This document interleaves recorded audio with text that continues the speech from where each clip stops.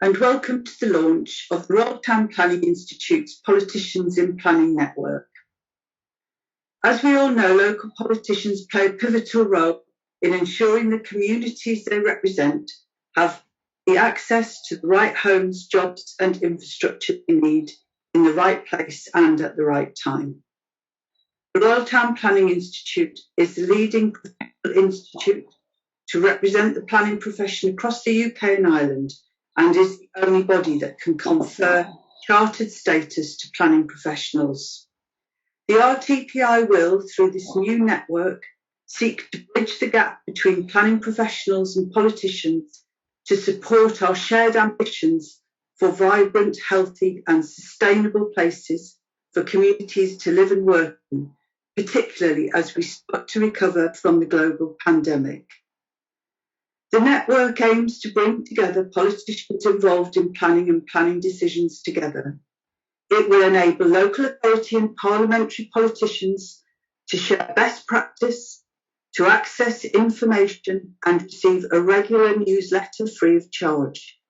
It is fortuitous that the network is being launched shortly before the new planning bill is due to be published.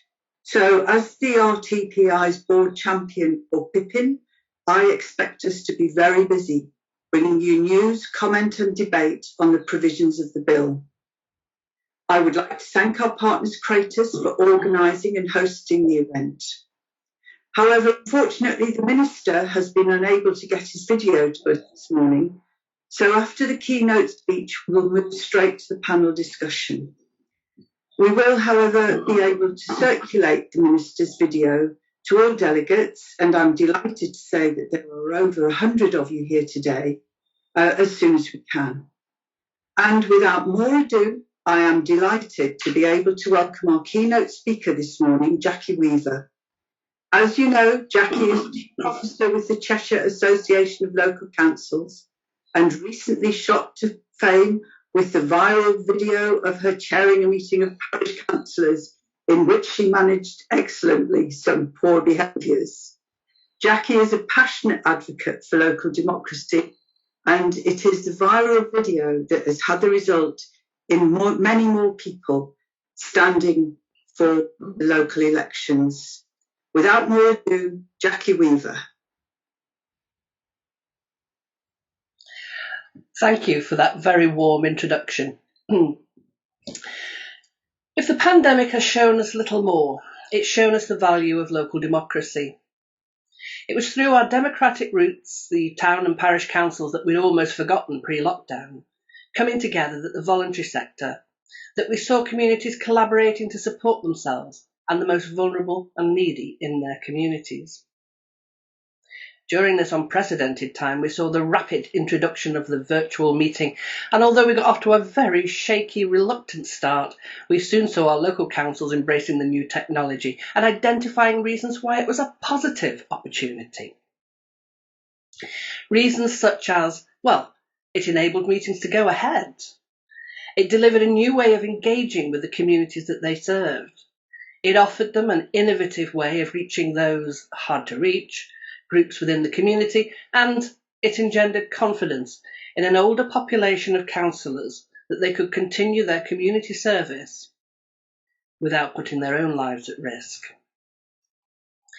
By the end of the year, the National Association of Local Councils, NALC for short, had collated figures that showed that virtual attendance at council meetings by public had increased by almost 20%, so 20% in 1 year. And then we had that meeting. Now, although it did not necessarily show local councils in their best light, and to be honest, some of it was just frankly hilarious, it did put me centre stage when it came to local councils, and I became a visible point of contact for them. I'm fortunate that when this happened, I wasn't left lost. I have over 25 years of local council experience, and I felt able to be their voice. Personally, I have long felt frustrated that much of the work that goes into our local councils and communities is overlooked.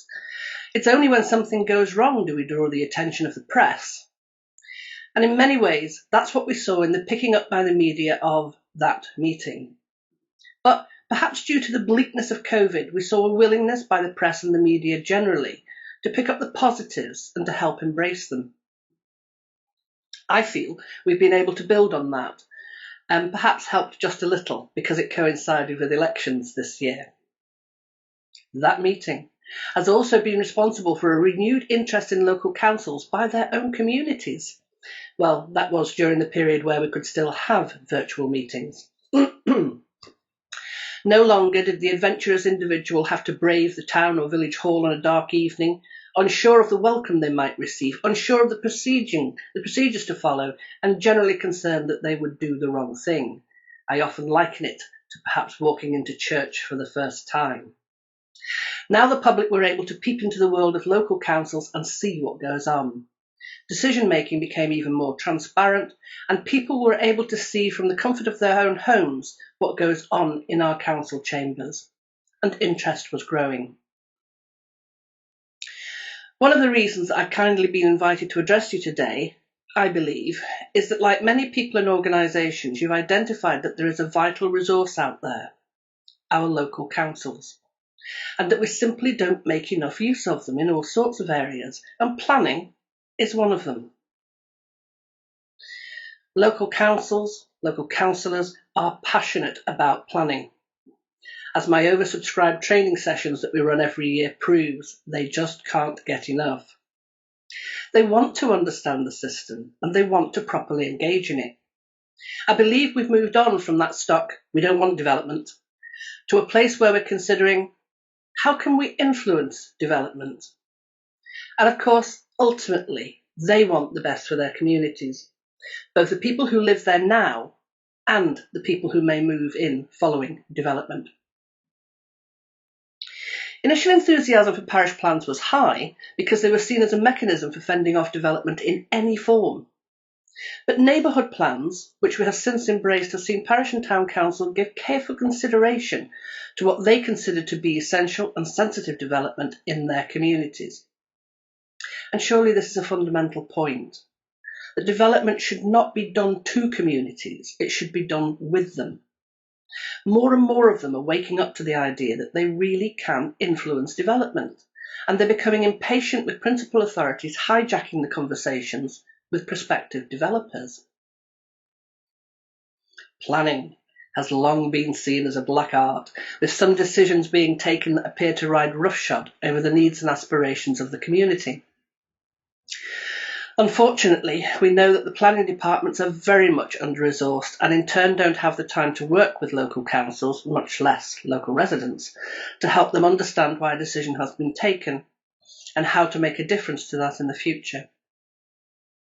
We recognise that our planning systems and local planning policies are necessary to create the framework for local development and improvements to our housing, transport links, access to green spaces and design of buildings and places. Politicians and planners understand the need to reduce carbon emissions, and the pandemic has highlighted the need for housing and places to contribute to better physical and mental health outcomes for local communities. It's also highlighted the need for better access to local services, but this should not be to the detriment of those people already established there. But what does the future hold? This new interest and wider engagement with communities via online meetings needs to be kept. Maybe a new hybrid system in England for planning committee meetings. In Wales and Scotland, planning committee meetings can continue to be held virtually. Surely it cannot be rocket science to make this happen. The government has a call for evidence out for this, closing on the 17th of June. Why? Surely this is just common sense. Don't we want to keep and develop this growing interest in local democracy? There are some things that are easy to agree on. Professional planners are tasked with creating and actioning plans and policies with a goal of benefiting the wider public. Their job is to pull together all stakeholders, developers, infrastructure agencies, health and environmental agencies, and government policies, and to balance these different priorities with the priorities of the communities. It's not an easy task. Our politicians are also tasked with creating outcomes for the wider public benefit on behalf of their communities, but it's true to say that sometimes the professional planners and the politicians representing their communities do not also always agree, particularly on issues such as new housing developments. I believe that this network will be very important in bringing the two closer together on their shared objectives, which can only benefit all of us. This network will hopefully enable more sharing of best practice examples across the whole country. Lessons can still be learned across different planning systems and hopefully result in systems and decisions that we all feel are in our best interests. I guess in short, what I'm trying to say is that planning for local communities should be a partnership. And if I can help with that partnership, I am happy to do so. Thank you. Back to you, Sue.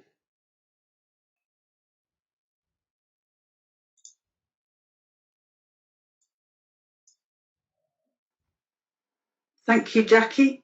That was very interesting, very thought-provoking.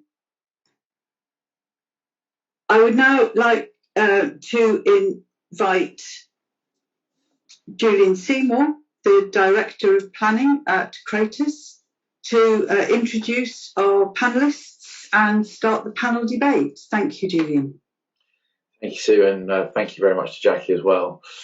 As you just said, we're now moving into the panel session, and this time around we're looking at the role of planning and the challenges and opportunities it can present to local authorities and local councillors.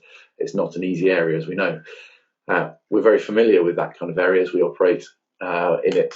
We work across the country, including from our new base in Manchester, to liaise with local authorities, communities and clients to bring forward development in partnership. And I think it's very much the same sentiment that Jackie just talked about.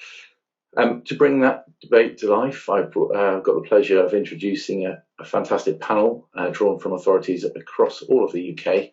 And I'm sure you'll all have questions for them, so please do add any questions you have to the Q&A function at the bottom of the screen. And we'll get through as many as we can at the end. We've got slightly more time than we thought we had because we don't have Chris Pincher. In the order I've got them down here, I've got Councillor Anna Richardson, the City Convener for Sustainability and Carbon Reduction in Glasgow. Councillor Richardson was first elected in 2015 and is passionate about sustainability. She's been at the forefront of the goal of turning Glasgow carbon neutral by 2030. She's been championing Glasgow's 20-minute neighbourhood campaign to change travel patterns in the city, with the first 4 areas due to be in operation by next year, and 27 in total, so very ambitious. Then we've got Councillor Linda Hazy. Linda leads East Herts Council, an authority of around 140,000 people. Under her guidance, the authority has adopted a new district plan which will see the development of a remarkable 18,000 homes over the plan period, a feat achieved with remarkable alacrity. Notably, Linda set up a series of steering groups with residents to guide that development, leading many of them herself, and maybe she'll tell you about how she did that and how she broke the ice. Then Councillor Angeliki Stogia from Manchester, where she is the Executive Member of Environment Planning and Transport. She plays a leading role in the Manchester Climate Change Partnership with responsibility for delivering Manchester's zero carbon commitment. She's trying to tackle that tough issue of air quality in Manchester with long-term change in transport habits. And so perhaps she can talk to us a little bit about some of the government initiatives over the first part of lockdown. Then moving across to Wales, we've got Councillor Caro Wild, who represents the inner city ward of Riverside and has cabinet responsibility for strategic planning and transport.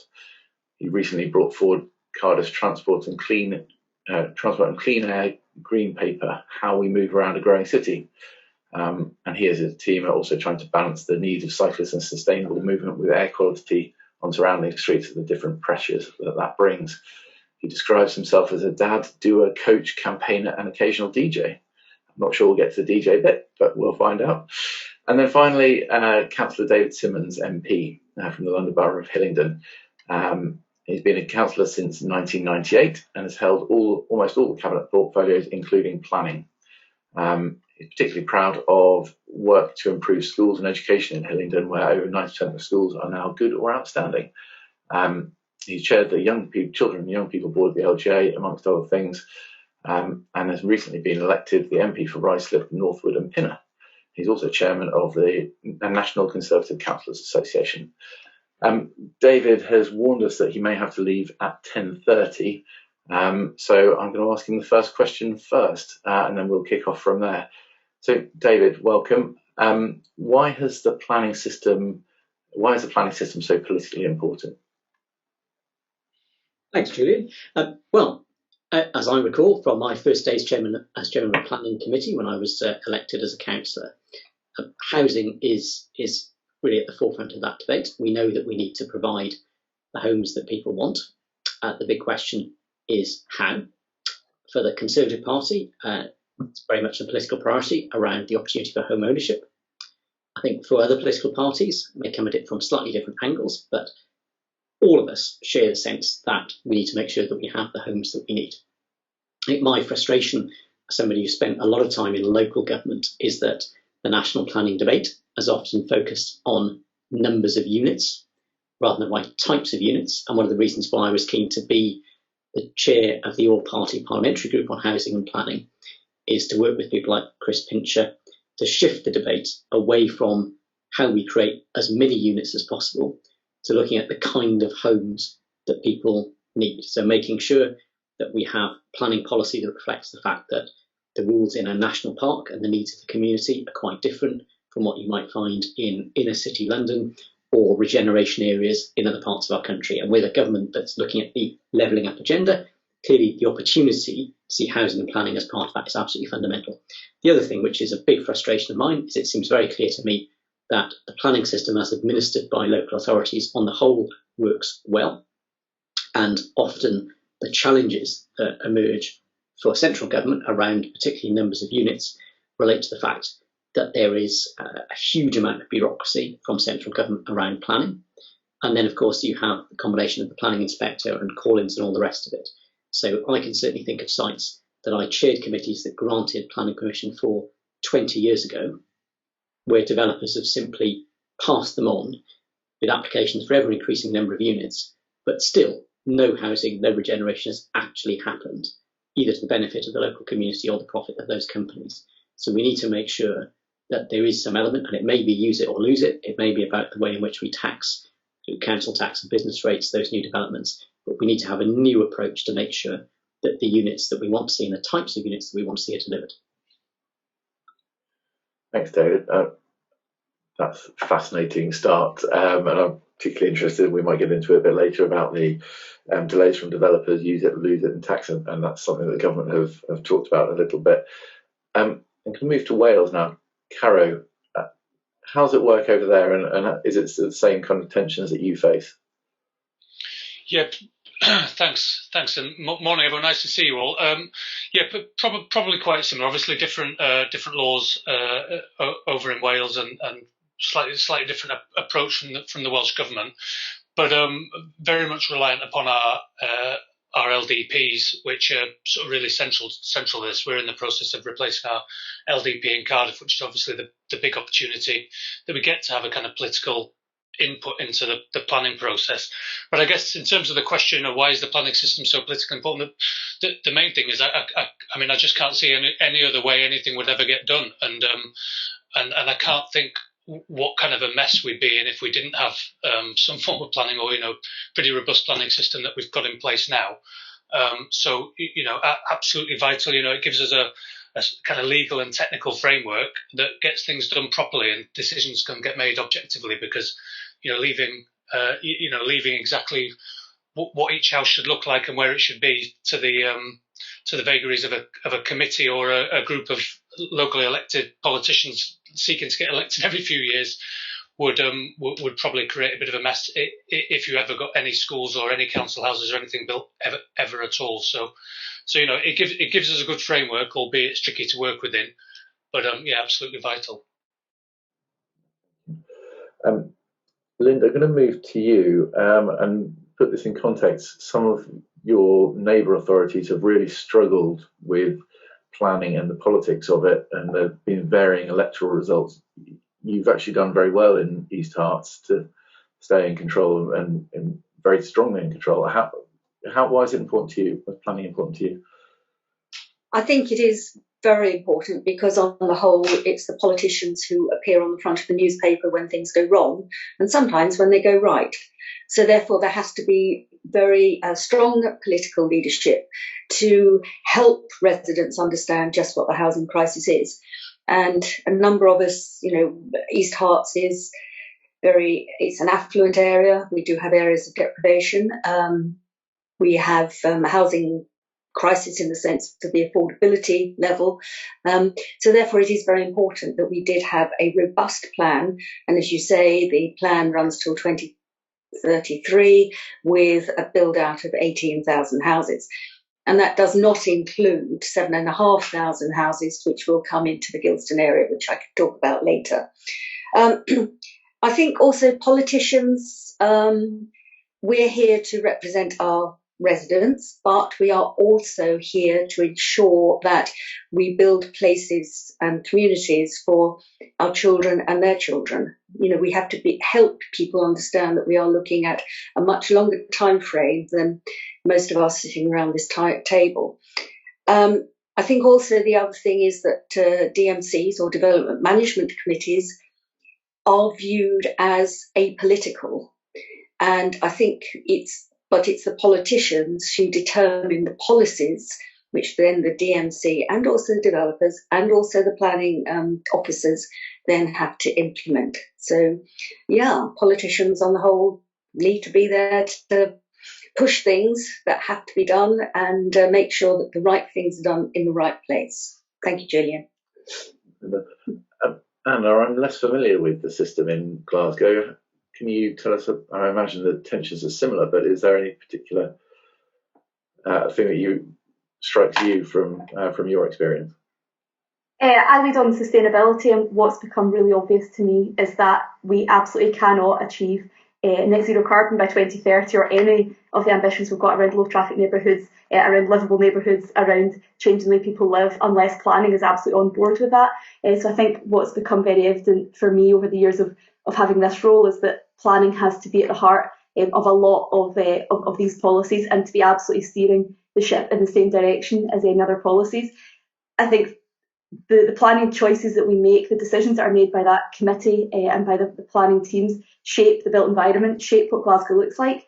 But in return, once we've got that built environment, that actually shapes the decisions that people make every day. So I can't be out there, and I would echo a lot of what Linda says about often politicians are the ones that are at the front of these difficult messages, but I can't be asking people to change the way they move around the city or to think about which services they access and where they are if we haven't actually planned our land in a way that enables those to be done in sustainable ways, in easy ways. So it's absolutely crucial that we are planning our land use in a way that enables us to achieve the other ambitions we've got. Housing is very important, of course, here in Glasgow as well. We want people to be housed in good homes, in low carbon homes, but they need to be in places that enable them to get to education, to work, to all the amenities that a city offers, and to do that in an affordable way. So it's absolutely crucial that these things are all tied together. Thank you, Anna. Angelique, I think lots of what it seems to be we're all talking the same language. I think you've got a similar role to Anna in Manchester. How are you going about dealing with the politics of planning in Manchester? So, good morning, everyone. Can I just mention that I used to be the executive member for Environment, Planning and Transport as of the last local elections, just to highlight that. So, in terms of planning and why planning is important and how we deal with it, we see planning here in Manchester same way that the Royal Town Planning Institute's champions is the power to create prosperous places and vibrant communities, is the means by which we work to challenge and to inspire and to support also people and developers to create healthy, sustainable, resilient places that are fair, if like equally just sort of for everyone. And planning is very, very important because it involves everything that affects towns and cities for good or bad, be it economic profit or loss, be it the quality of residential life, the urban regeneration and renewal versus historical preservation. And what we are trying to do is to grapple with a system that is increasingly failing, in my view, to deliver what we want, so that we can deal with things that cannot be dealt with, if you like, in an individual level. So, for example, it's up to an individual to redo their bedroom or their kitchen. In general, there is no planning issue over there. We leave it for the person themselves to best, if you like, to judge, to decide according to their own pleasure, or if they want to sell the property on the market. But if someone is doing externalities, if someone is doing, redoing their front or adding an extra story, doing their drive, there will be externalities imposed on neighbours or our community at large. And these are really the questions that we need to decide at a higher level, rather than let the individual to decide and hoping that it will all work out sort of in the end. So ideally, planning sort of focuses on what is the impact of the development into the community. So and also looking around the development, what are the public goods that we can capture with this planning? So like better air to breathe. So where do we put development? How far is it from where people live? Where is work? Where are office spaces? How can we get also safer streets? How can we make sure that there's good design quality? And how can we make sure that the buildings that the developers are putting forward are not going to be falling down, and that they're structurally, if you like, correct? So this is a part of the role of planning, and it involves many stakeholders, and also the process is quite quasi-judicial. So we've got what the government, the national planning framework says, what the local plan says, and then we are striking the balance between what communities say with consultation and the role of the politicians who are taking ultimate decisions in the planning that is being put forward to us. And let's not forget that the presumption of the national planning framework is for development. It is good enough, and we have to approve it. Thank you very much, Angeliki. So I think that there's a broad agreement that there's quite a lot of tension in the system, and there's a national. I'm particularly interested in David's point around national focus on numbers rather than types and tenures, but then the general understanding of that planning is vital for the future as well, which is the point that Anna, Caro and Angeliki have all made. So I think that with those kind of first challenges established, we're going to move on to the second question, which is what are the main challenges facing politicians in the planning process, whether they be resources, those local tensions, scarcity of land, or the balancing of interests. Very, very interested to hear all of your views on that. And this time round, I'm going to start with.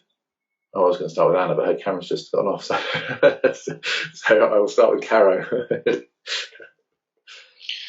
Yeah, thanks. And I think this is a really simple one. I don't need to speak for ages about it. I think it's just the public's understanding of planning as a profession, as a planning system, how it all works. I mean, it's complicated, isn't it? It's complicated for us to get our heads around, and that's why people do 4 or 5 years of degrees to understand it all. But expecting the public to understand all the vagaries of it, when I guess in their minds, rightly, it should seem quite simple. You know, what is being proposed, who's proposing it, who decides whether it goes ahead or not. But as we know, it just isn't as simple as that. But the one thing I think we could really do with, and I guess this is a kind of RTPI thing, as well as local authorities and local government associations, is far better information on how the system works. I'm also quite heavily involved in active travel and transport solutions now. You can't. There are all sorts of kind of different people on social media putting across really good diagrams and cartoons and explaining things in lots of fun ways that have got the public really interested in things like active travel and walkability. And there just isn't the same for planning.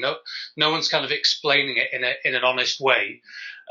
And about how you get things done, how you get things built, what the different policies are that it needs to match against. And I had a look once to kind of online to see where you could get explainers in this, and it's very difficult. So I think it's probably something for the profession and the politicians to work together on, to work out, can we get some really simple ways of explaining it? Because I think once it's explained to people and people understand where they can get involved and where things are out of their hands and who's responsible for different things, I think there'll be much less tension in the system that we spoke about before. So that's my big plea, really, and that's the main challenge, I think, because explaining it is incredibly difficult. And I did see that you got praise from Wales Online for your own Twitter thread of trying to explain the local plan or development plan process. So that was quite impressive. But I think it was quite a number of tweets there. Well, it was about 20. It took me weeks, and I had to run it past all the planning team to get it right. Incredibly complicated for me to get my head around, and the public are the same. I think it's complicated stuff. So yeah, that's something I think we all need to look at. And Anna, and with your cat, how are you finding it? What are the very main challenges up in Glasgow? You're on mute, Anna. Sorry, it's either a cat on screen or he's wailing outside the door, and I don't know which is worse. In terms of challenges, I think something that Caro was saying there about it being quite a technical process is very significant. I think as a ward councillor, rather than my remit with my portfolio, having just supported a community through quite a challenging planning process, they were very upskilled by the end of that. They had learned a huge amount, and they represented their community impeccably. But that was a great deal of effort and expectation on a community of people who were, working parents or, retired people with busy lives. So I think there is something there around how we make sure that it feels accessible to be able to have an input into that process, to feel that it's not a bureaucratic system that is only for people who know how to do it or know how to follow the rules. I think there's also a wider policy conflict around listening to our communities, listening to the immediate concerns they have. We see that when we build a cycle lane, and I heard Caro talking there about active travel, when we try and do traffic-free, so parking-free developments, and the anxieties that communities have around what the impact will be for adjoining streets. And things like just bringing in additional housing. I've got a ward that is very densely populated, and that means that we benefit from having a great deal of services that are very walkable and a fantastic community. But people do still get anxious that if we bring additional blocks of flats in, will that have an impact on them getting to their GP or getting into the local school? And I think we need to acknowledge that these are concerns that people have. We need to genuinely meet them where they are and try and work through those and listen to those and represent them where we can. But we also need to be having that slightly more challenging conversation around what we want in the long term. So if we want to have a city that is more livable, that is low carbon, that has clean air, then we do need to reduce the number of cars and the number of vehicles that are being driven around the city. And to do that, we need to start somewhere. So it might be difficult that we're putting a car-free development in your community, but we'll be doing a lot more of this in the future. We need to start and get that ball rolling. So I suppose it's always trying to find a balance between that immediate issue, and I think Linda alluded to this earlier as well, and what city are we building for the next 10, 20, 30 years? Because a planning decision today will have an impact on where my children will choose to start their lives and live and start their families as well. We're looking at that long term, and we need to be thinking in those long term ways and enabling residents to get their heads into that space as well. That's fantastic. Thank you, and I think you mentioned Linda, and I do want to bring her in there because I'd like her, without limiting her to that one challenge, but Linda's been at the forefront of planning in East Herts, and these steering groups I mentioned, Linda, perhaps you could just touch on those for a second, because I think that really is about that. Yes, of course. I mean, first of all, I just want to make a couple of bigger points that at the moment, as local authorities, we are not supported by the development of local plans. If you've been, you mentioned a couple of the neighbours in Hertfordshire. We've all been through. We've got fixed district plans, and it has been very difficult to persuade the residents of East Hertfordshire that actually they want 10,000 houses built on green belt. But we got there. and I will come to that in a minute. But it does not help when the planning inspectorate does not uphold the policies within your approved district plan that has gone through all the right processes. And developers now, and you've got permitted development rights coming through, which just makes a mockery of an awful lot of work politically, plans in place. Julian, so if I just mention very briefly what we did at Gilston. Gilston is a 10,000 development over the next 20 years in Greenbelt on the edge of East Hertfordshire, and it's part and parcel of the Harlow-Gilston Garden Town, which ultimately up to 2050 will build out 23,000 houses. And we work very closely with the authorities in Harlow and in Epping Forest, and obviously Essex County Council and Hertfordshire County Council. This piece of land in East Hertfordshire, because we have retained the planning authority rights on this and we haven't put them into the bigger board, has been on the books for the last 25, 30 years.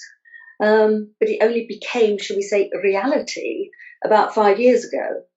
And at that time, I, with a number of the developers, lots of consultants, spent 6 months, once a week, in one of the village halls, with a big sign across the top of it saying "Stop Harlow North," because that's what it was called, going through this thing. And every time anybody said anything, they'd say, "You have to note, we do not want this development to happen." I suppose I sort of started, so I, as leader, would always go, the chief executive would always go, and senior members of the development landowners would also be there. And I made cake.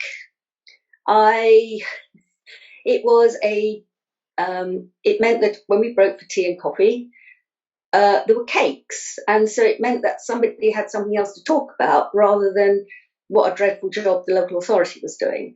And in the end, people would say, "Well, don't forget it's so-and-so's birthday next week. Can you make them a cake? And I really like this one. Can you do me some so I can take it home?" And it was a way, actually, and still people talk about the cakes. But since we haven't been able to get together, I haven't made cakes for quite a long time. I think the other thing is we have to be able to look at all of this within strategic regional planning.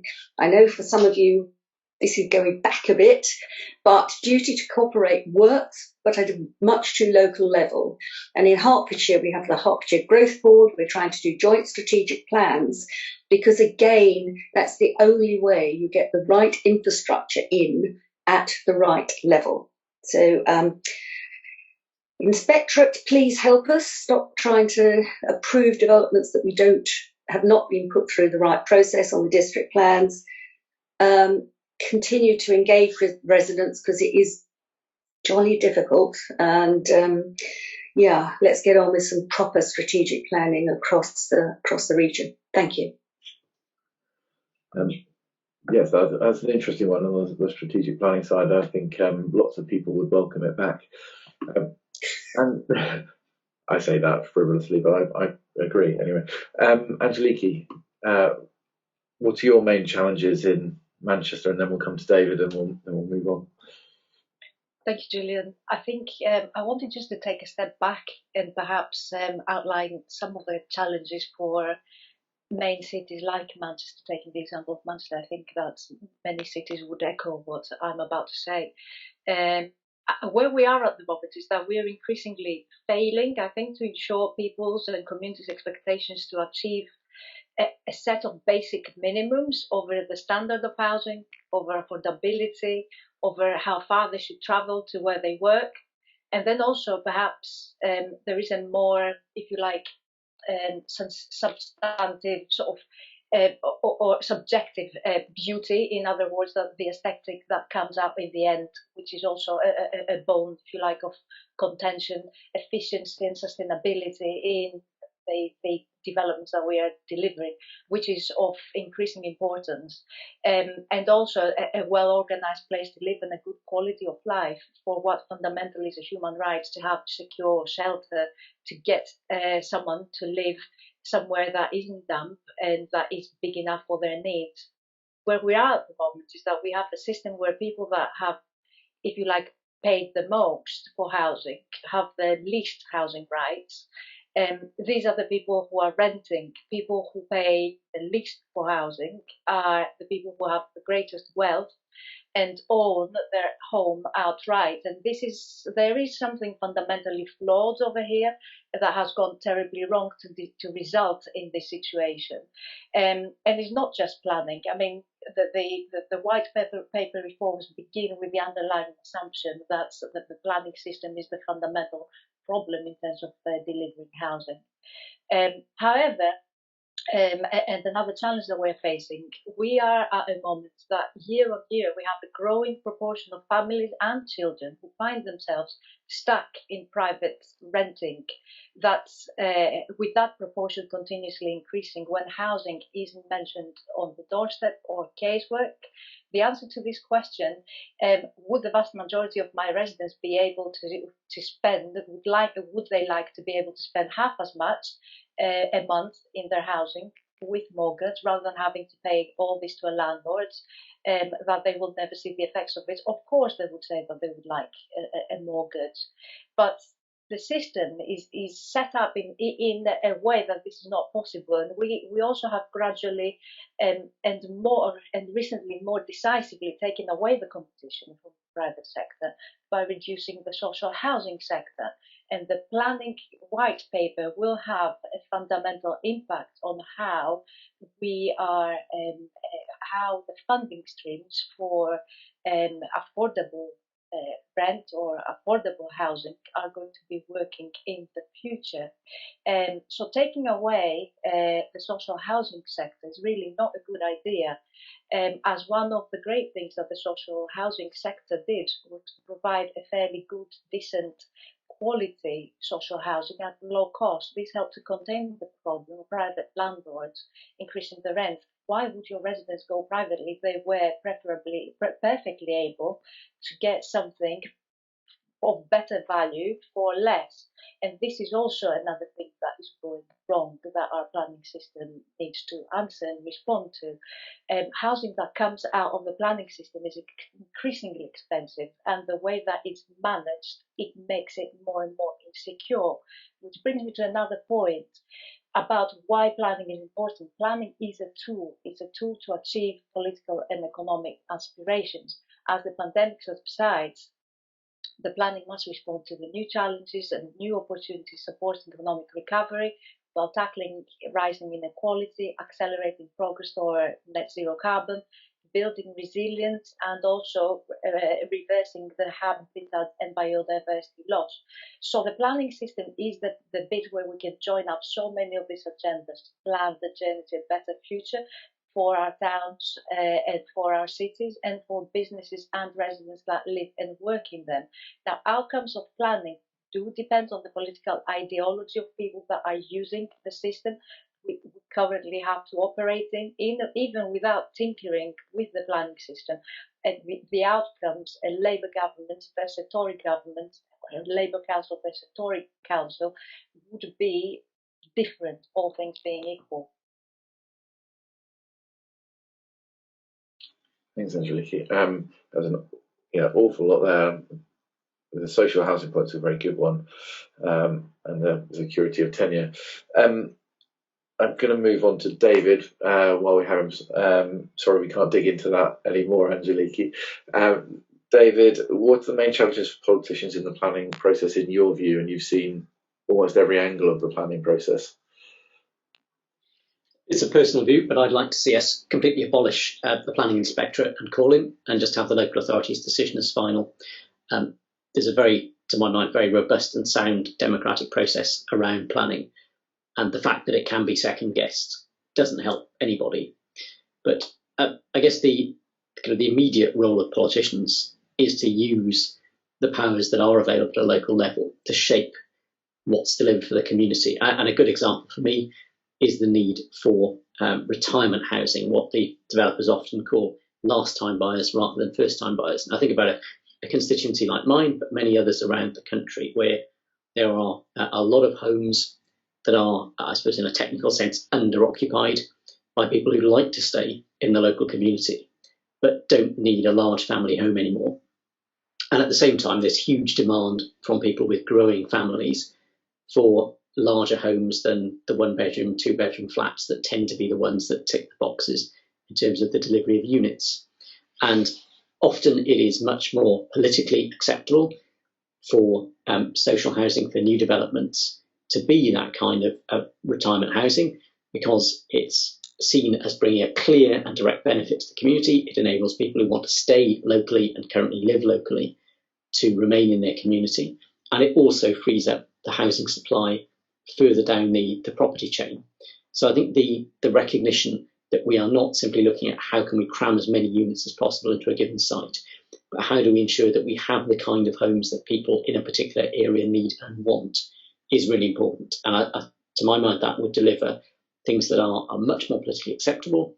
They're more likely to have an easier passage through the planning system, and they benefit both the social housing sector in terms of freeing up social housing units, but also the private housing sector. So for me, there's no downside to seeking to develop more of those units in the way that is already commonplace in many other countries in Europe. Thanks, David. So, definitely, they're very helpful. Okay, well, with time running out, I'm going to go to the next question. Julian, before we move on to the next question, I wonder if we could just make a very general point, and that is I haven't heard anybody so far mention town or parish council. I've heard about principal authorities, I've heard about planners, and I've heard about members of the public. But there is a whole, as I started during my presentation, the bit we miss out completely is our town and parish councils. And it seems to me that at the time when we recognise that planning departments are overburdened with work, that we miss a very valuable resource in our town and parish councils. And I'm afraid I also take real exception to the comment that potentially someone who lives in a community as a town or parish councillor is not competent or able to decide whether or not and I'm not talking about development, I'm not talking about 500 houses here, but whether or not a dwelling or an amendment to a dwelling is something that community could live with. And in terms of change, maybe really we are looking at a 2-tier planning system where principal authorities take responsibility for strategic planning. I'm not trying to take strategic planning away from anybody or influence it. But certainly when it comes to very local planning, surely the people best placed to decide what fits best in that community, particularly if you're looking at developments of less than 5 properties, is that community. That's a very interesting point of view, and that's something the government sort of took up with neighbourhood planning, but then didn't quite follow it through with giving the powers to actually make a final decision on those things. But very interesting. Linda's already mentioned Gilston, and they just won an award for their neighbourhood, well, 2 awards for their neighbourhood plan process, but they still won't get to decide any planning applications when they come through. But I'll certainly get a chance to comment. So yeah, very interesting. Thank you, Jackie. I'm going to roll on to the next question then, and David, I know you're almost gone, so I'm going to ask you this one first again. What could the government do to support local authorities to achieve housing, employment and sustainability targets? And this is probably closest to your heart as well. So I guess abolition of the planning inspectorate and calling would be a start at that. I think it would dramatically improve the pace of the system. And I think illustrates actually a point which Jackie just touched on. I'm agnostic really about the role that parish or town councils might play in this. But the big danger with this is you've got lots and lots of people in the process with influence, but nobody is responsible or accountable for making a decision. And my big objection really to bringing in town and parish councils as part of the system but not decision makers is that you then increase the amount of politics that's involved in it, because of course it's a free hit really to be objecting to what the district or the county or the London Borough where it is doing in respect of planning when you're not actually responsible, for example, for the housing target. So I think there needs to be an absolutely unambiguous and clear decision-making process. So you know who it is that decides and who it is that's responsible, and you can see the connection between it and other parts of the system. And it could well be that you would bring town or parish councils into that process, but again, there would need to be total clarity about their responsibility in that and their accountability in that, not just kind of being at the table, but with no direct stake in the process. In the bigger picture, of course, we recognise that there are a lot of people on housing waiting lists, and there are a lot of people who would like to own their own homes who can't afford to do so at the moment. And that's where I can see, from one perspective in government, any increase in the supply of units is helpful, on the assumption that what that will do is, by increasing the supply in the market, that will reduce, perhaps not the actual price, but will reduce the rate of increase in the price, so bring it back into some degree of balance. But I think the other interesting question is what the role of local authorities, not just as decision makers, but as housing developers, should be. And the decision a couple of years ago to lift some of the restrictions on the use of housing revenue account funds to enable local authorities to borrow against them to invest in housing, I think is a real opportunity to increase the social housing supply. But there clearly needs to then be some consideration of what the impact of right to buy is on that. So I think it's very understandable that many local authorities have gone down the route of saying they will use that freedom to finance the development, but clearly they don't want to create those as council houses in the traditional sense, because the finances just don't stack up if the right to buy comes into play there. So, and that will be the case, if a commercial developer was required to sell the price at or make the property available at a given rent and then had to sell it at a loss within a few years, it obviously wouldn't stack up and nobody would do it. So I don't see any reason why the taxpayer should be ripped off in that way. So I think the role of local authorities, the operation of housing revenue accounts to underpin some of that development offers certainly significant potential to both increase supply and to bring in some new players, because we know the only time when it's in England the housing objectives of the country have ever been met has been when local authorities were very significant house builders, not just, if you like, users of the market. Thank you, David. Who would like to respond to that first? I'll try and change this up a bit. Has anyone got a hand that wants to go up? Angeliki? Yeah. Okay. Thank you. I can go first. One way that I would like to offer, and I know that time is very precious to do this, is adequate investment on the planning system. So the RTPI spending, the RTPI has already said that spending on planning is really unequal, that local authority planning departments have seen a 42% reduction in funding over the past decade, which has had implications not just for efficiency as well as progress. So the issue of resourcing is something that comes up time and time again in discussions with colleagues also across Greater Manchester. So if your local authority really has the resource and the skills in the department to make, for example, a design code, you have more engaged residents and more engaged community with time and energy to participate in the planning process. If a local authority has land value that is high, that is high enough and strong, then it has a stronger ability to hold developers to account, then you can get good design. If you have got a well-resourced skills team in the council, then they will have local labour agreements that they can pursue as part of planning. Adversely, if you don't have design expertise in-house, you have minimal budgets for the planning decisions, for community engagement, and the workload of the local planning authority that demands a lot of time and a lot of physical energy, then you don't have the ability to attract talent in your workforce. That is hampered. Or if you're in an area where land values are really low, then you're forced to take pretty much anything that you can get.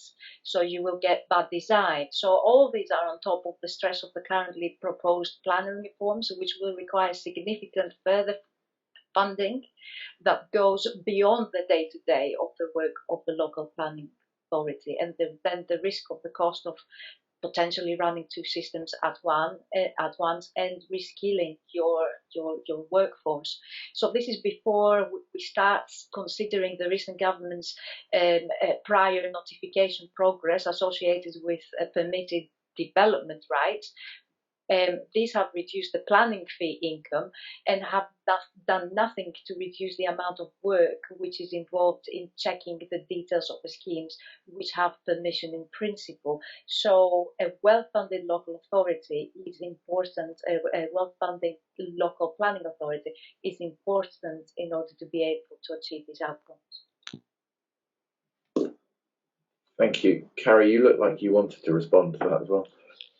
Not particularly to that, but I was just also while Angelica was on, I was really interested in the stuff she was talking about, kind of housing standards and rent caps and things like that. And I was been fascinated seeing the people who follow what's been going on in Berlin in terms of their government, local government, I think, trying to bring in rent caps and haven't managed to do it. But it's fascinating. It's something that certainly we're going to need to consider, because the rent prices are just unsustainable for most people.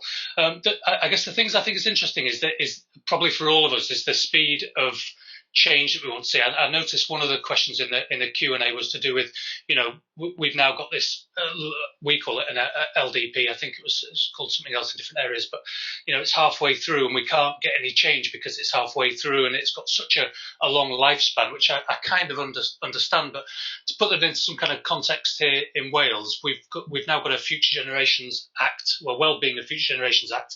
I think it's been in place around 5 years or so. It means that decisions that politicians and governments make now have got to be in the best interest of future generations. A brilliant piece of legislation that's starting to have real impact. I think that came into place around 5 or 6 years ago. Now, our LDP came into place 5 or 6 years ago. We're replacing our current LDP. So that's the first time our major policy will have the Future Generations Act attached to it, which is brilliant. That's not going to be live for another 3 years or something like that. So you're already getting close to a decade from a government making a really well-meaning bit of legislation to protect future generations and talk about climate crisis and things like that. And you're looking at a decade before you see the start of that policy coming into action, and that just ain't acceptable, is it? So I think it's on all of us, really, isn't it, to test why is it acceptable for us to put in place legislation and then wait a decade before anything happens in between. So and you can probably find every part of that system a year or two additional maybe than that we all need to squeeze down on. So those things can be done differently. The other interesting major policy thing coming out of Wales is actually we've just had a new local national elections in Wales. Welsh government with some new portfolios in place. The planning is now come under what is called the climate ministry. So there's a climate ministry that includes planning, the environment, transport, all those kind of things. So it really interesting to see how that manages to roll out and how that, like I say, interfaces with the wellbeing of future generations legislation. But yeah, a challenge for us all. How can we get things done quicker? Because decades of change taking decades is not what we need right now. I think that's fascinating. And note that lots of councils last year declared climate emergencies, and yet local plans aren't able to reflect those yet. So exactly the same issue. Anna, how's it done up in Glasgow? What could the government do more for you? Yeah, so I'm thinking more generally, whether it's climate, sustainability, housing, across the policy landscape. The things that have become very clear to me that government need to do are to listen to what we identify as the barriers. So where there are brilliant bits of legislation or brilliant government policies in place that perhaps there are some barriers to, it's by listening to us in local authorities we're able to tell them where perhaps guidance needs to change, where there might be restrictions to how funding's applied, for example. So it's just listening to how the practical application of those big ideas happen, and I think that perhaps echoes some of what was just being said there around the length of time as well that it can sometimes take for things to actually appear on the ground. I think it's really important for national government also to set a very clear direction of travel. It makes it much easier for us when that messaging is coherent. So, for example, I think the Scottish Government is doing that very well around net zero at the moment. I think they're very clear about what has to happen.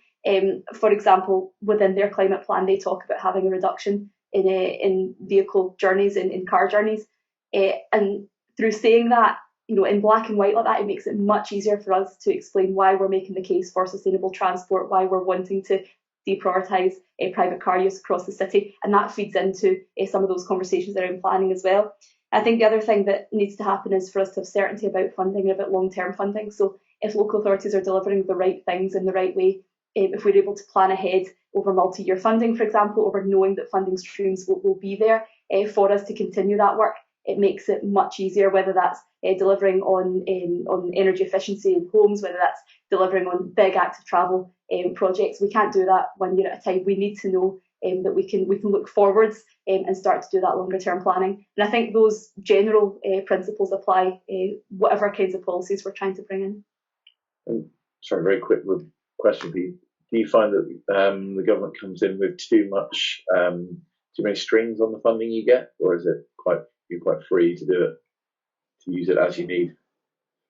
Yeah, that's a very broad question. I think it very much depends on what funding stream it is and why and how long we've got to deliver on it. And I think sometimes it's just making sure that the timescales for us to deliver on things are achievable. That's something I think that needs to be considered by both the Westminster governments and Holyrood governments. But certainly, I think as a local authority, we quite often show that if we're given money, we're pretty good at delivering on the ground. And we're always happy to take money and to take the challenge on board to make that into real deliverable change on the ground.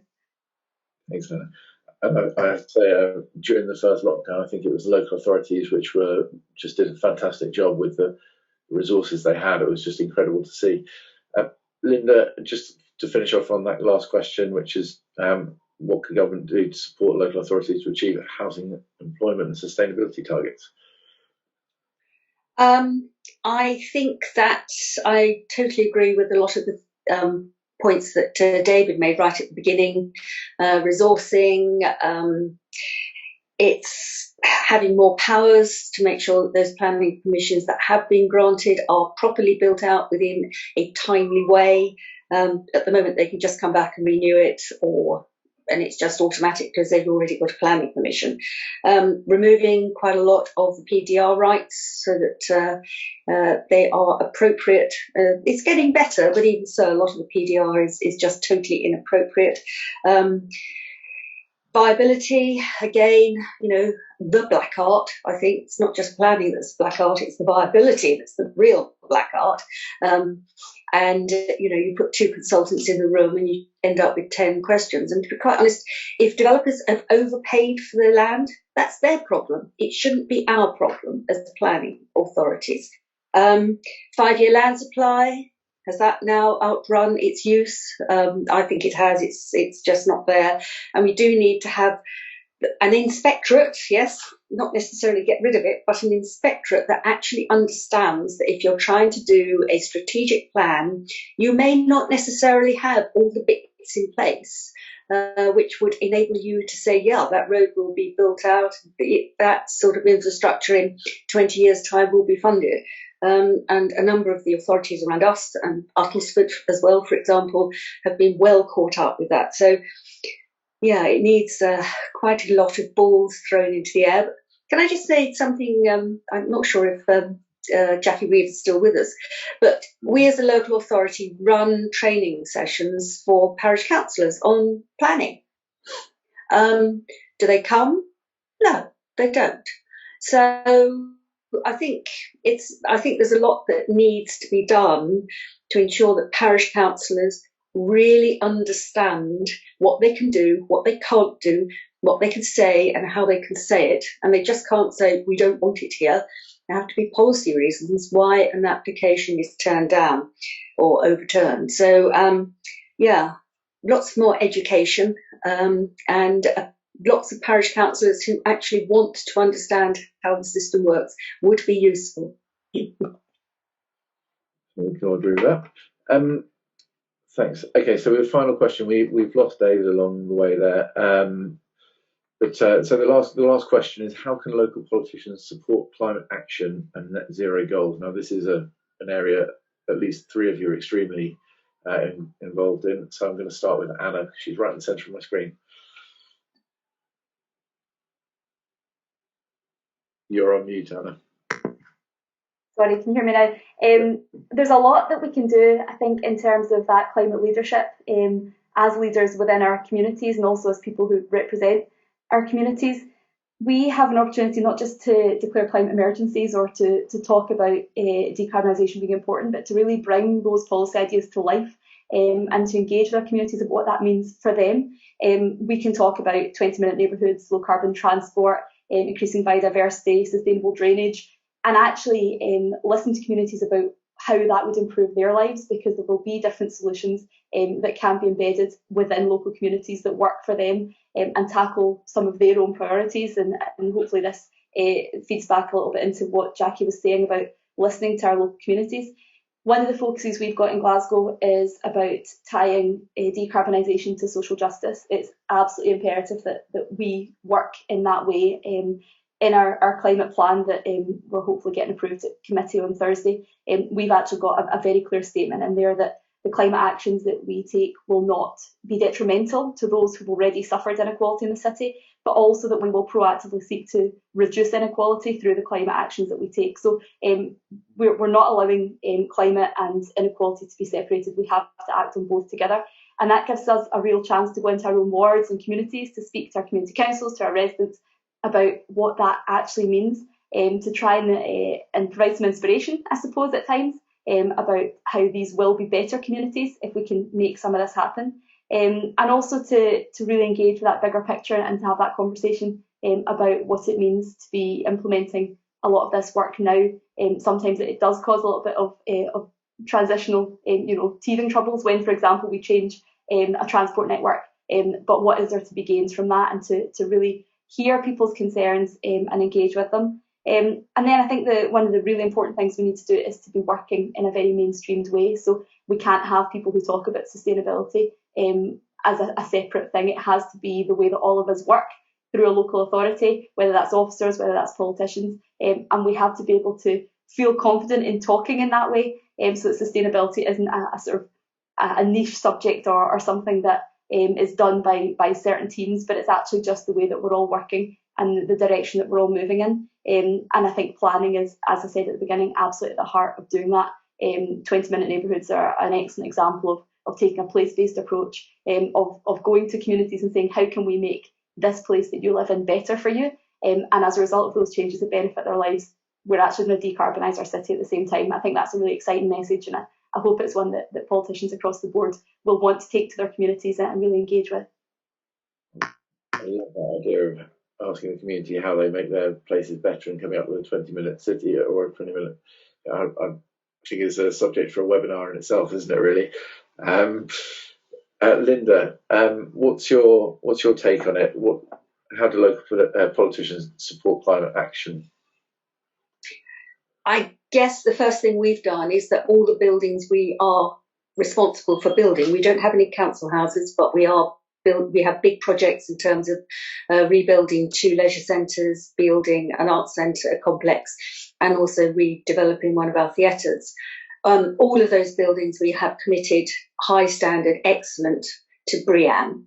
So again, it's us showing the way that this can be done. It's not cheap, but it is the right thing to do. I think the other thing is also to convince developers that actually it is the right thing to do. You get the argument, oh, we can't afford it, people aren't prepared to pay that extra for making a development, a dwelling sustainable. And in fact, that's not true. I think a lot of developers have now changed their business cases to actually reflect the importance of sustainable housing, both in the building and in the maintenance of that building in a sustainable way.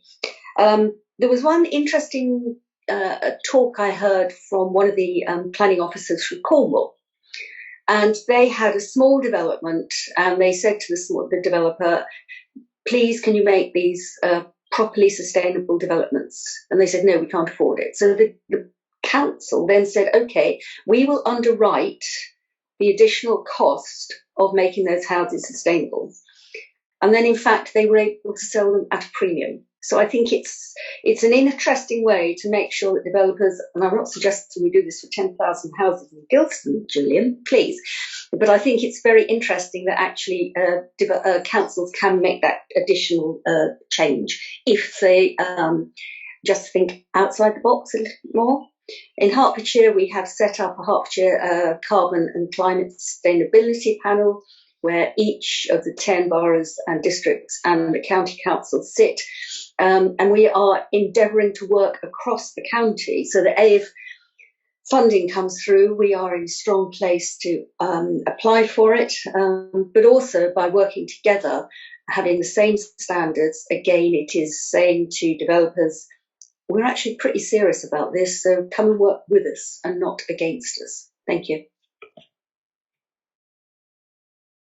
Thanks, Linda. Sorry, I had to go on mute because there seems to be some sort of police chase outside the window. Angeliki, what's your take on this? I think Linda gave us a huge amount there, and there's some interesting questions coming in on that sort of topic in the Q&A as well. But what do you think?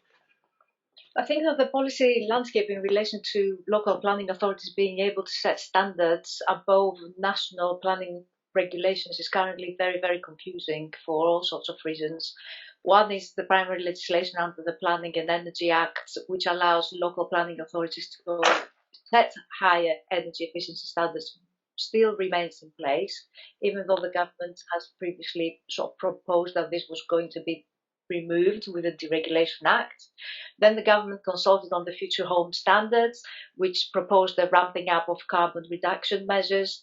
Then the supporting national planning practice guidance stipulates that the local planning authorities cannot require any higher than the Code for Sustainable Homes for Level 4. So it is very, very, very confusing, this thing. However, I agree with Alan. No matter how small or large a development a local authority, a planning authority can influence, negotiate and implement measures, we can influence to address climate change through sustainability measures, through renewable energies, through environmental standards, carbon reduction, and all of that. We do require a strong leadership and vision and consistency across all council policies or department strategies.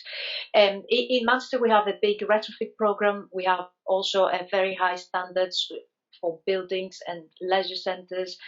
We are renovating our town hall. So we are showing how it's done. We're putting our house in order. And we are also working together across the city with a group of developers to set a pathway for net zero carbon in new development by 2028. However, what I want to stress in this section is that we need greater control of the local planning authority, which should be the way forward rather than less, which is suggested by the government. The issue of tackling the climate crisis and carbon reduction is a key factor to consider, and local planning authorities are really in a strong position to influence this critical matter. So the issue, for example, of energy efficiency, climate change, carbon reduction, they can all influence through the need for planning controls to be tightened. And our city, Manchester, has got a climate change action plan in place to tackle the climate crisis, which must be supported by careful planning in control that would be diminished by the planning reform proposals as they currently stand. However, what we are looking to do as we're refreshing our local plan is to make sure that we make it as robust as we can in terms of protecting our environment, enhancing biodiversity and our green space, and tackle the challenge of our generation. Thank you very much, Angeliki. Caro, that just leaves you to kind of conclude for this section for everybody what they've said. What's your take? I guess the one thing I wanted to add was to do with how we explain decisions to people, and I kind of think this is on local politicians, because I don't quite know where else this explaining will come. But the way I describe it is we've got the public and voters and all of us wanting very strict climate policies and decisions, and that it very much links to planning. and then often when it comes to those things coming into fruition, and I guess you use the word NIMBYism, but when they come to fruition, people don't always like what the end product is, if it means that they're losing parking spaces, or maybe some houses need to be demolished to make way for a light rail system, or bus gates, or all these kind of controversial opinions. And I think that's very much where politicians have got to really try and get on top of this, and I guess try and do away with some of the hypocrisy that comes, because interestingly, sort of 20-minute neighbourhoods, a lot of the same people that keep on telling me, and I read talking a lot about 20-minute neighbourhoods, then will also oppose bits of 20-minute neighbourhoods that are needed, oppose planning decisions and things like that. That to create a 20-minute neighbourhood, you might need to build some council houses in an area that's near a school, near other local things. Now, that you can't then say you want those and then oppose them as soon as something affects your local community. So I think explaining these decisions and just taking the public, as Anna I think really articulated really well. Look, guys, we've said that the climate's really important. We've said that these things are important for future generations and the planet. We've put in place these policies. This decision is an outcome of this, and we've all got to stick with this, even though some of the end products aren't going to be exactly what you like. I think that's partly our job, to take people with us and try and encourage that when things come and the change is there, which obviously some people often don't like, that we kind of stick to our I don't want to say stick to our guns, or stick to what it is we're saying, and explain to people that this is exactly what it looks like. This is what we need to do to make the change. I guess the only thing I also wanted to add, probably going back to what Anna said, our most the work we're doing on the LDP now is making sure that we're speaking to people that don't normally take part in these consultations. So we're speaking to people on a housing waiting list, to homeless people, all these kind of groups, to make sure that we're not just creating a planning system around the people that usually take part in this, that we're also speaking to other people. But yeah, I guess my main point is that we need to make sure that the policies as they come forward, that we all have the courage of our convictions to back them and say, this is what we all said we wanted. We've now got to get behind the decisions as they come. Thanks, Caro. That concludes the section of the formal questions. Now we're going to start looking at the Q&A, and I would just like to say that I don't envy the job of my colleague Nick Kilby, who's going to do the summing up in about 10 minutes, because we've covered an awful lot of ground there. Angelique, you very kindly offered to answer a question that's already come in online there, which was just trying to find it now, which was about local people are the ones who have to live with what's built, says Loretta. They should have a stake in what and where. The presumption is that everyone wants their own home is a fallacy. I know people would much rather have a nice warm council house with secure tenure than pay rent. What you wanted to answer that one? Can I leave that one to you for a second? Sorry, I pushed the wrong button there. I would agree with what I can't remember the Loretta said. I wasn't alluding to everybody wanting to own their own home. In fact, there are people that don't want to own their own home. However, the way that the housing market works and the way that the employment market has become more and more precarious, especially on the back of the pandemic, we have seen that over the last 15, 20 years, more and more people buying a home and buying even a second home so that they can have a pension in the future. They see it as an investment. They see it as something that is going to help them as they are growing older, as their pension is diminishing, and as they might not be able to find work. So the discussions that I'm having with residents, and also some landlords that are starting with 1 or 2, getting to 10, to a portfolio of 10 properties, is that the driver behind it is that the future is so uncertain that they want to make this investment other than leave any money that they have in the bank, which is making it much harder for people to get into the ladder. So the point that I wanted to make is that social housing is very, very important, because we've taken the competition out so that the landlords or people that have homes are always in a better position, and it makes more sense financially to have something safe and secure that is under your control, rather than live in private rented housing and have to deal with landlords that are not updating their homes, that are not insulating their homes, living multi-homes. I mean, we've seen this on the news time and time again. So not everybody wants a home, not everybody wants their own home, but increasingly more and more people see having a home as a security for their future. And there's many people, young people, that are dreaming and are basing their life on the dream that they will inherit their home from their parents. And unfortunately, that is not the case for many of my residents in Molly.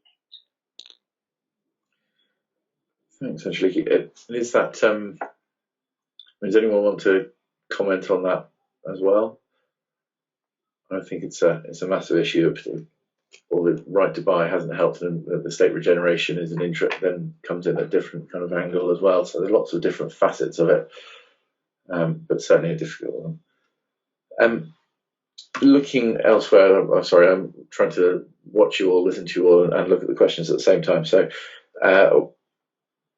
we've got a question from David Took, who asks about 5-year housing land supply. Linda, you already commented on whether this is fit for purpose anymore. I wondered if you wanted to expand on that at all. Yeah, I just don't think it works now. And the figures can just be often manipulated by both sides. And I think if you've got a district plan properly in place, then that is what should be there. And one is very conscious that in East Herts we did not have a 5-year land supply until we had a district plan in place.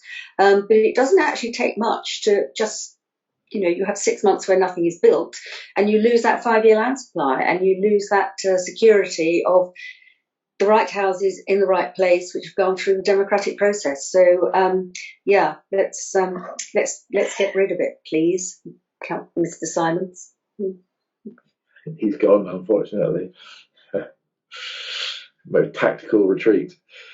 We've got another interesting question. Nigel Humphrey from over in Wales has been asking, Carrots, maybe one for you, has been talking about some of the things that they're doing where he is. They've introduced Project Zero, but they're having a struggle to work out how to measure progress on that.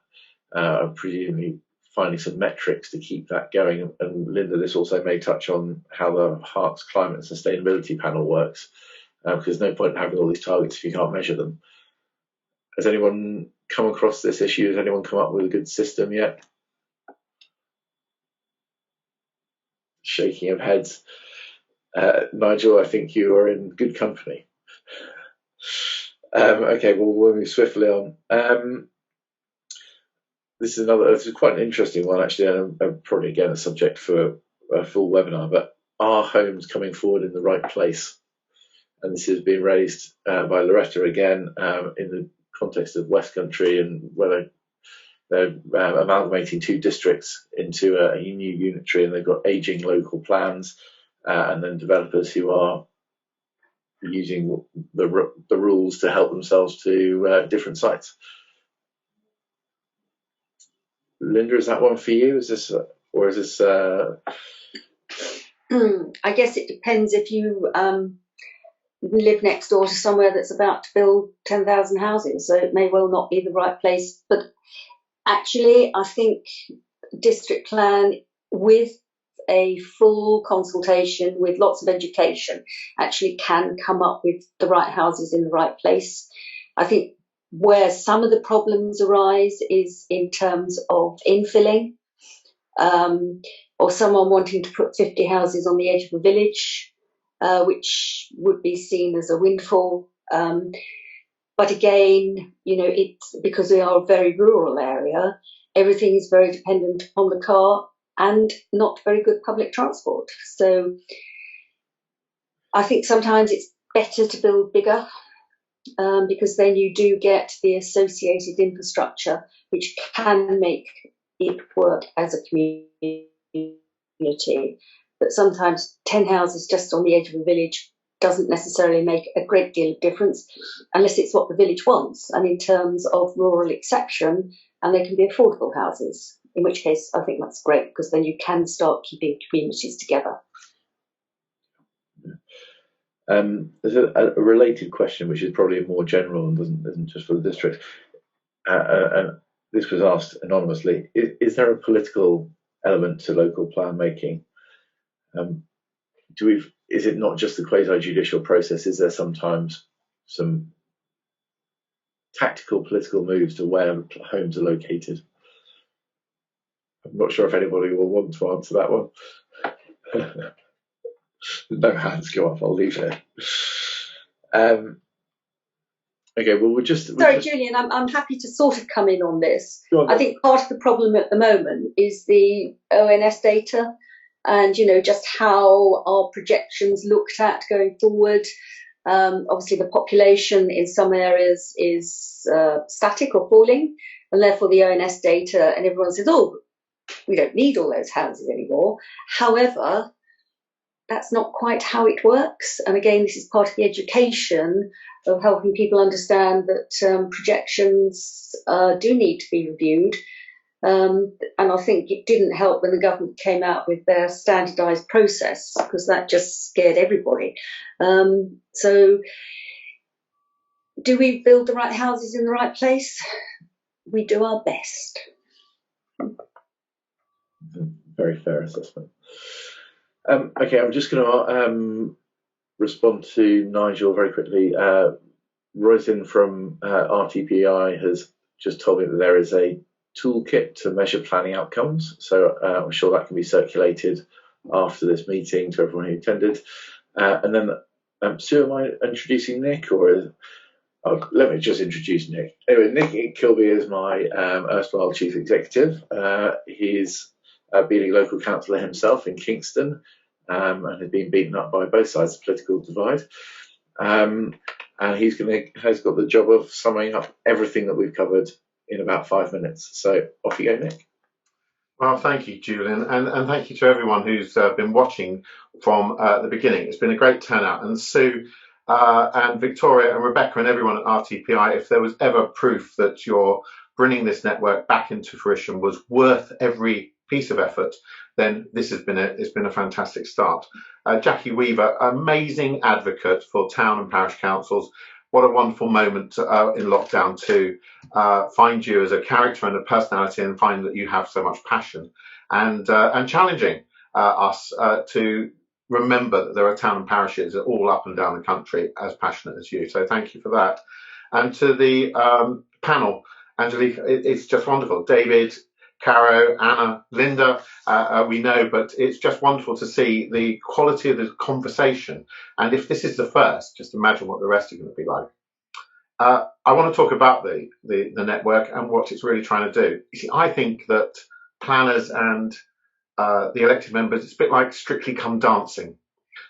You've got the professional dancers, and they've worked for years. They've gone to university, they've studied, they've built themselves up through the planning system to understand what their role is. They're case officers putting forward the evidence for a decision. And then they find that their selection, leaders appoint their co-dancers, the members.